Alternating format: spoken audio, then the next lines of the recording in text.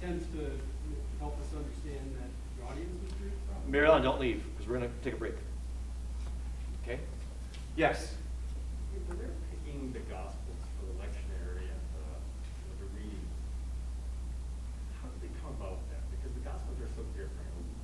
Mark's almost kind of like a darker Gospel in my mind. It's, and Luke is much more optimistic and positive.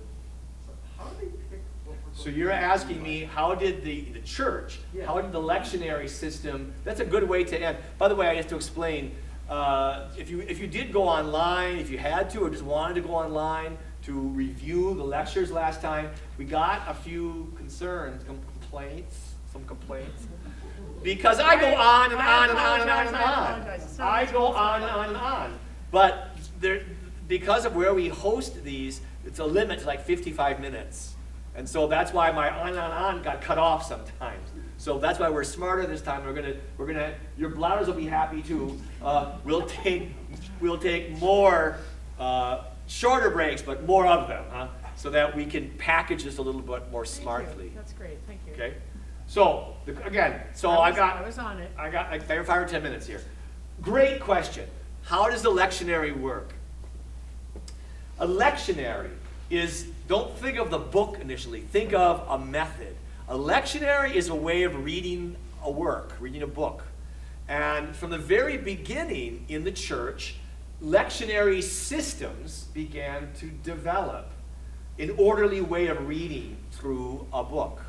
When I was in seminary, during night prayer at St. John's Abbey, they would, at night, in the evening prayer, they would read a whole book in order. So they'd read Exodus during Lent. One night, chapter 1, next night, chapter 2. So now for monks, they meet every day. But for people who don't meet every day, how do you read everything? You could do that. To read everything, bowl straight through it, that's kind of a monastic practice. The parts that are exciting, parts that are boring. They're all God's inspiration, so you read them all. But for the regular folk, you tended to choose passages that were more clear, more important, that were easier understood. So our lectionary is a selection of the gospel. Now, again, there was a lectionary system in the early church, but over the centuries it collapsed. Because what? People were looking at their watches. This takes too long. Cut some of this crap, huh? And so first the readings got shorter, and then certain readings got dropped out. Those of you who are older than me may remember that in the Tridentine Rite, there was only 2 readings, okay? And you hardly ever heard from the Old Testament. Hardly ever. There was an epistle from the New Testament, letter, and a gospel.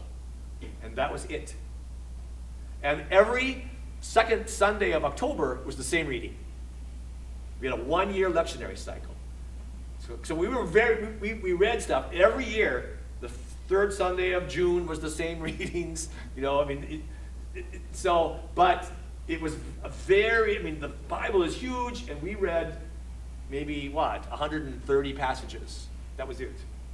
So as part of the Vatican Council, the church fathers in the document on liturgy wanted to return to the more robust lectionary system the church had at the beginning, so that the wealth of the scriptures might be presented more to the Catholic community. So let's focus just on the Gospels. Maybe another time, when we get to Paul, we'll talk about the letters. So it happens there are 4 Gospels in the New Testament. 3 of them tell generally the same story. They're called the synoptics. Now you know that now. So each of the synoptics is given to a whole year. So what are we hearing this year? Matthew, Luke. Anyone want to say something else? Luke. It's Luke. Is it Luke? Yeah.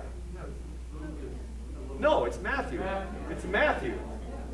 Not on weekdays. On Sundays. Oh yeah, you knew that. Yeah. Oh yeah. Okay. On Sundays. This year we're reading Matthew. We're finishing Matthew. So in December, when the new church year begins, we're going to start instead with Mark. Trick ya. Yeah, even the deacon, even the wise old deacon makes mistakes sometimes. So this year that we're in is called Cycle A. Matthew appears first in the Gospels, or in the Testament. That's why it's got A. This year it will be B. Now, Mark's Gospel is so short. And frankly, yeah, it's short. So we're going to hear a lot. I mean, we have 52 Sundays plus holy days. So we're going to read, proportionally, we're going to read like half of Mark on Sunday.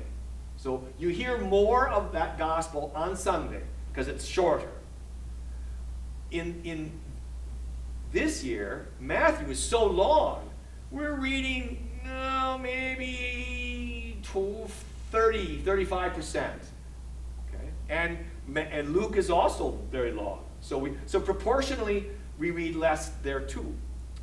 So Mark is short. So we actually, like we did last time, you're going to hear most of Mark next, but most, half of it, but the bulk of it. When we read the other Gospels, we tend to focus on the parts that aren't found in Mark. Follow? So this sheet here I gave you, material unique to Luke's Gospel, that's what the lectionary will emphasize. It will start in Advent, not at the beginning, but at the end of Luke's Gospel, that is Jesus' eschatological story. And then we'll go back to John the Baptist, the beginning, through the birth. And then when ordinary time returns, we'll pick up in chapter 4, and we'll read, we'll skip passages, but read in order, chapter 4, chapter 5, chapter 6, until Lent comes. Lent and Easter are its own little deal. And then when Easter's over in May, early June, picks up again where we were, Luke chapter 6, then it continues through the summer, into the fall, to December. So two rules. We read in order, and we read what are considered the most typical or most important works of that gospel, except for Mark, who is so short. So we read, the story of the greatest commandment. Which is the greatest commandment? When we read that, all the Gospels have it, but Mark gets it mainly. Okay, does that help? Yes. Okay, right. Why do we do John? Say what? Why do we do John? John doesn't get his own year.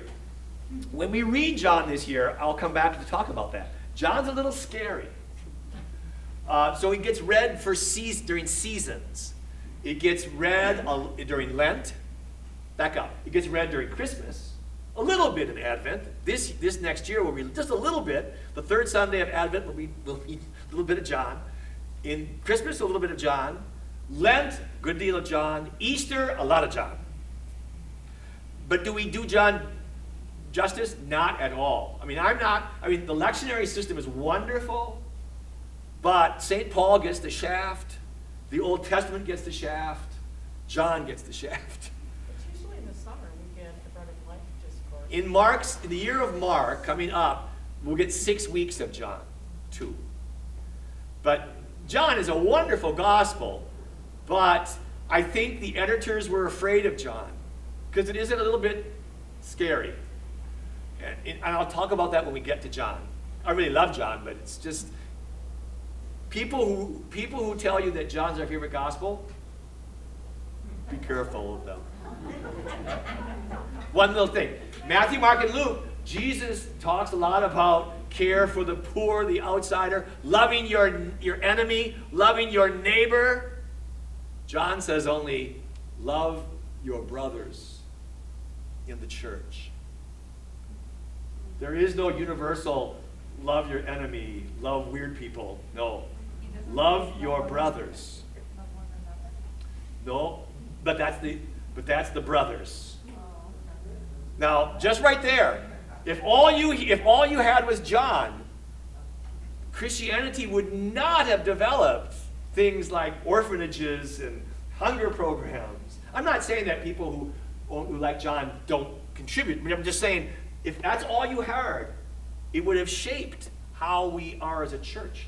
Matthew, Mark, and Luke, particularly Luke, Jesus' embrace is big. And John, it's very close. There's a reason for that. Okay? Another question, or time for a break? Yes? Now, the daily readings. The daily readings. Very brief. The daily readings. Because there are 300 weekdays, only 52 Sundays, the Gospels, the synoptics, are all of them. We read through all of them. First, we read Mark, and so January, February, again, maybe then in May. Matthew during the summer, Luke in the fall. Okay? There was a 2-year cycle. There's a 2-year cycle for the first readings. But the Gospels, every year on weekdays, we read all the synoptics. And John gets read a little bit in Lent and every Easter day. After the first week, every Easter day is from John. Okay? Great question. This is a thing, it's a practical thing about it, you know. Rather than just talking up here about stuff I like, things that are valuable to you, it's really great questions. Okay? All right. Take a break now to package what we did. When we come back, we're going to read some of Luke. Okay? Take a break. Drinks.